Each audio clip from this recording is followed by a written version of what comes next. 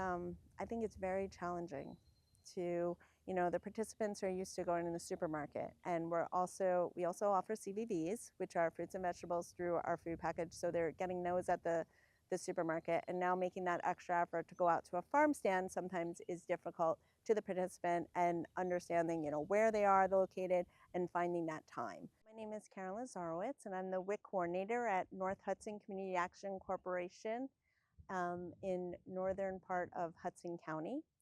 And I met George back in 2003, when we have developed a good working relationship since.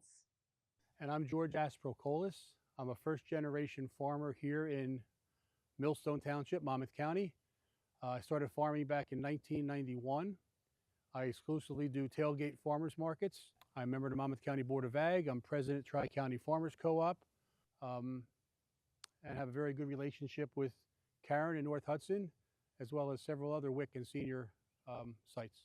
Back in early 2000, 2003, the FMNP, the Farmers Market Nutrtion Program, started getting very large in the state, and they were looking for farmers to help out supply fresh fruits and vegetables to the low income of New Jersey. At that time, I got in connection with North Hudson WIC, Community WIC, or North Hudson Community Action Corporation. Yep. Yeah. And we started a farmers market in front of a church in West New York. I think it was, at that time, we might have done 2 markets a week on a Wednesday and Friday. The pastor of the church welcomed us there. It was always a very busy day when we were there. I think the year or 2 before that, we started at the fire department, next to the fire department in West New York. But now then, I guess the WIC office has moved to Union City, and for the past many years, 10 years plus, we've been on the street in, right by the WIC office in Union City, supplying our produce there every Friday for a farmer's market.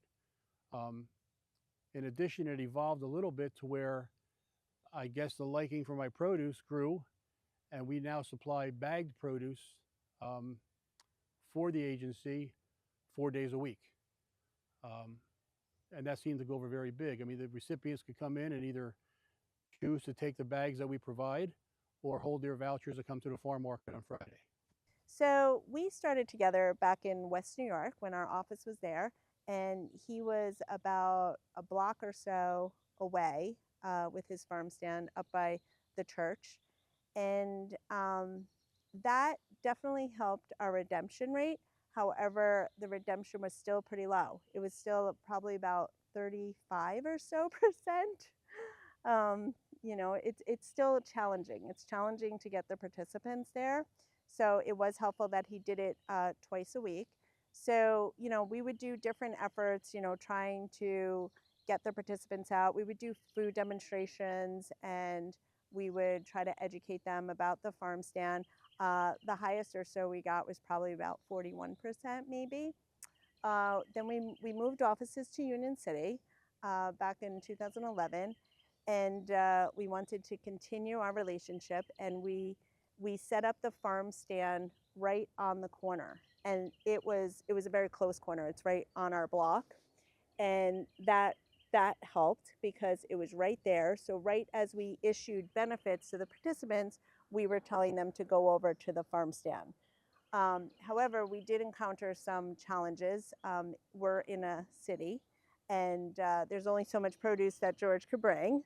So that's one of our challenges that we were faced, because he can't bring a very big truck to park on this little tiny urban street that we have. So we kind of started, seeing what we could do, with the hours and such. But then we had to start increasing, bringing the produce to the participants, and that's when we started the bags, right? Because so what we did was the produce they were getting benefits for $30. And so he would create bags that were $15 each. One would be fruits, one would be vegetables.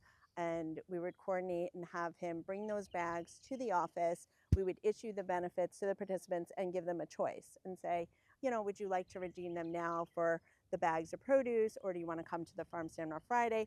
And we would also give a list of all the local farm stands as well, if they wanted to go there. You want to make sure that everybody has an option to go where they want to go, or how they want to obtain their produce. So we want to make sure that they know that they can go to another farm stand, or maybe there'd be a different variety of produce, or maybe it'll be an easier location for them. So at the beginning of the season, we always get a list of all the local farm stands. So we always prepare that for all our participants. So that's always available. So we always disseminate that information.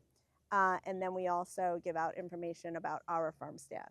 And what has happened is that everybody's very busy, and you have to really make it easy for the participants to obtain that produce. And that's really the key here.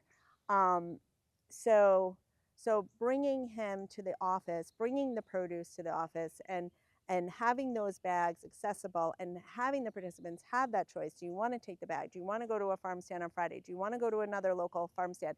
Giving them all those choices is really the key to success. It's less work than a farm stand, than a farm market, but there was a definite need there for it. We couldn't, like you said, with having only a smaller truck being able to be parked on that street, if the market was running from 8 or 9 to 1, we were sold out by 11 o'clock. So we had to have another alternative to provide the produce up there, because there was a lot of need for it. And we discussed about having the bag situation, see how it would work out. And it was kind of hesitant to begin with, how people would take to having bags there. We didn't want to force feed people things, but it went over very, very well. I mean, there's definitely, your senior community has transportation, senior busing. Your WIC community, the low income, they don't have that opportunity. So they got to get there on their own. And when they get their benefits and they want to redeem their benefits, it's very convenient for them if the product is there right away. They can't use these benefits in the supermarket or your local bodega. It's got to be at a farm market, and there's not many markets up there. So they had the opportunity then to either take the bag or come back to a farm market on Fridays. And it just seemed to work very well. I mean, it definitely increased the redemption. I think it's very challenging to, the participants are used to going in the supermarket, and we also offer CVVs, which are fruits and vegetables, through our food package. So they're getting those at the supermarket, and now making that extra effort to go out to a farm stand sometimes is difficult to the participant, and understanding, where they are located and finding that time. So it is very challenging. Participants may forget. We also get that, where they're forgetting about the benefits too. So all those little reasons, you have to kind of stay aware of what's happening throughout the whole season. So seeing what the redemption is. Are people redeeming? Are they, do they still have lingering benefits and such? But the big key is making it easy and reminding them. So years ago, we did a lot of phone calls and say, hey, who has benefits and stuff, and reminding them about the farm stands. Now we're able to, I've gone to state, and we request reports indicating which participants have benefits left and how much are those benefits, and we're reaching out to them. And now with modern technology, we have a text messaging system, which makes it so much easier. So we send out alerts when our farmers hear, and that they could come in and redeem those benefits. With the state changing from a paper-based system, the checks, to the QR code, farmers were kind of reluctant at first, but it has worked out very well, not just for the ease at the stand and not having to deposit all these checks in the bank, but it's a better tracking mechanism also. I mean, your organization or the state can actually track that participant, and did they use all their benefits, or they didn't use the benefits, then she can reach out via text or email, and whichever, to remind them you still have benefits to use, come out and use them. And I mean, her staff does a fabulous job on getting the word out and getting the people out there. It's really important, like, we have good communication, and I think one of the tricky parts is figuring out how much produce he should bring, how many participants I'm having, and that we've kind of been working together. And one of the things is that I have to make sure, we're scheduling our participants, and then I look at the caseload, and then I reach out and so we could figure out how much produce he has to bring, and so we could keep that happy balance going. Normally she'll look into it on a Friday and let me know about how many people are registered to come in on Monday. As long as I have that day or two notice, I have staff here that puts the bags together. We don't want to make them too early in advance. We like to try to do it the night before. But I got to have the produce picked and ready to go into those bags. So, you know, a 2-day notice is fine. But it really takes the communication. That's key. With the FMNP program, your product needs to be locally sourced. So I try to grow a substantial amount of product to cover my bags and cover my other markets as well. We do 40 acres of produce here. Not a lot of any one product, a good variety of different kinds of products. There are other local farmers. Like I mentioned, I'm president of Tri-County Farmers Co-op, and I do work with other local farmers here to supply me with produce as well. I started farming, like I said, in 1991 with just a couple of tailgate farmers markets. When I got involved with the FMNP program, that really boosted my income. And that's what the program was designed for, was to help farmers sell their product and to help people get the product. So I think the program works very, very well. So I have a nutrition background. I completed my master's degree in nutrition, and I started off as a chief nutritionist. So I you know, looking at produce, I think it's so critical for our participants to consume the fruits and vegetables. And I think it's a wonderful thing that we have this farmers market program.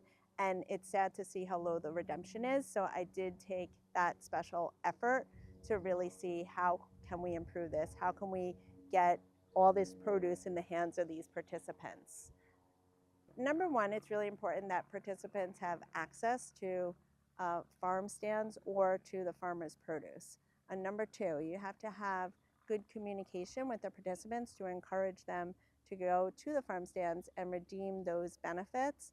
So one is you want to look at where all your farm stands are, you know, develop a list for those participants. Then you want to also look into whether it's a possibility to bring the farmer to your office, and whether you want to just put it on the street, by the office. I've actually heard of some offices where they actually set up the farm stand right inside the office, and if you have that capability, that would be wonderful too. And then, you know, and then what we had done is do the bags as well. So somehow it's really good to develop that collaborative relationship with a farmer and then bring them to the participants. And then on the second note, you want to make sure that your participants are coming in. So we actually, you know, now with WIC, you have participants that are now being serviced remotely. So it's not all 100% in the office.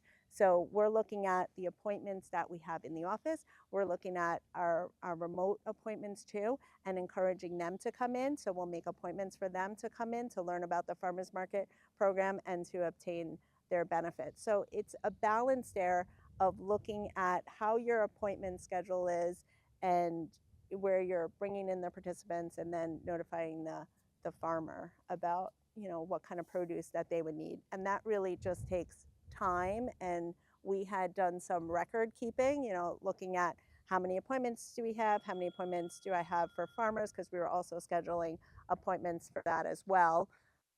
Especially, like, for instance, during COVID, COVID time was challenging, okay? And we really wanted to continue the program. So we were having the participants come in and we were having him set up. I think we had the bags, right? We had the bags. So it's really just keeping that documentation of how many appointments we have, how many bags we went through, and keeping that happy balance. Yeah, I have a cooler that's 24 by 30. Where we store all the product. I have a cool room in the basement of the barn. Unfortunately, I have a basement in my barn. So as we pick stuff, that doesn't have to be actually cold, that can go into the basement of the barn. But yes, when the product is bagged, it all goes right into the cooler to keep it cold. And that truck that goes up to her place leaves here 5 o'clock in the morning. And whenever the bags are gone, that's when they come home. There are definitely opportunities out there for other offices, other agencies. The state does provide a list of all the agencies in the state and what their approximate demand is at each agency. When the state has their meetings a couple times a year, it's presented to the farmers that, if you reach out to these agencies, they may want to have a farmer come to them and take advantage of this situation, whether it be a bag procedure or a farm market at the site or whichever. But it does take a lot of effort to get this all together. There's a lot of farmers that might not have the vehicles to get out on the road, but I would definitely recommend it because it's an opportunity that's being missed. I don't know what the actual redemption is this year statewide. It's probably around 40-some%. So there's a lot of money that's going back to USDA that should be in farmers' pockets.